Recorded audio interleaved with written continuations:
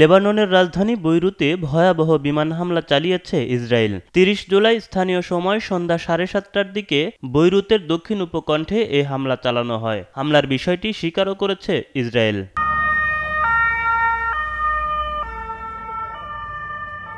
হিজবুল্লাহর ঘাঁটি হিসেবে পরিচিত বৈরুতের দক্ষিণ উপকণ্ঠের হারেত্রেইত এলাকায় চালানো এই হামলায় অন্তত ৩ জন নিহতসহ ৭৫ জন আহত হয়েছেন বলে জানিয়েছে লেবাননের স্বাস্থ্য মন্ত্রণালয়।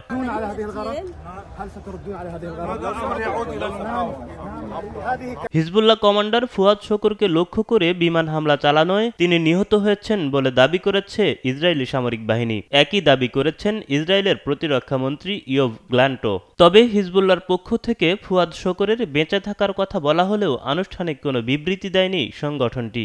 A targeted strike in Beirut on Fuad Shukur, also known as Said Muhsin.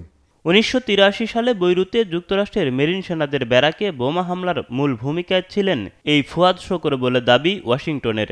ওই ঘটনায় ২৪১ জন মার্কিন সেনা নিহত হলে তাকে ধরিয়ে দিতে $৫০ লাখ পুরস্কারও ঘোষণা করেছিল যুক্তরাষ্ট্র।